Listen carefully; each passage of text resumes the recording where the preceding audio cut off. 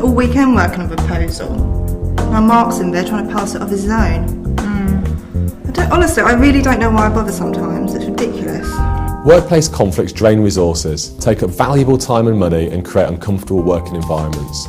In this video, we will detail some of the common causes of conflict and set out some steps that you can take to resolve them. There are many causes of conflict in the workplace, and the majority of the causes of these conflicts can be found in one of these four groups: diversity and personal differences, disregarding rules and policies, miscommunication, and competition.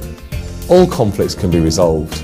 Next, we will look at a step-by-step way to resolving some of the common conflicts. Step 1. Gather information. Before you set up a conflict resolution meeting, meet the parties separately first.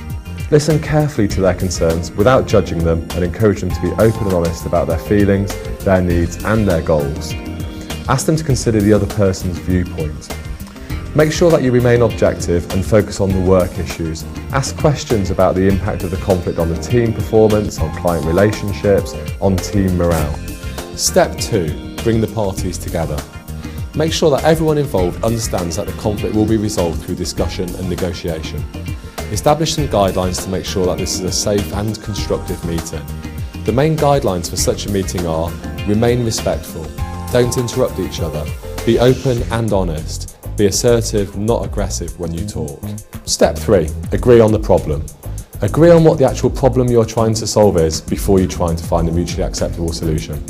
People may have different ideas on what the problem is, so you'll need to drill down to identify a consensus.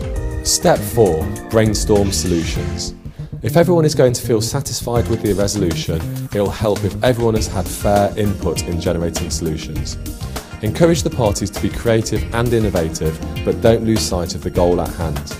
It doesn't have to be rocket science. In fact, the best outcomes rarely are. Step 5. Negotiate a solution.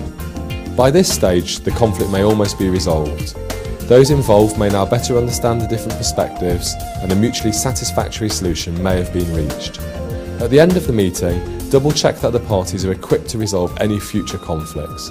This will ensure that the agreement is sustained over the long term. If you uncover fundamental differences between the positions that cannot be solved with the above steps or further negotiations, consider hiring an outside professional for conflict resolution. Conflict coaches, mediators, and training organisations can offer both proactive and reactive solutions to conflict management.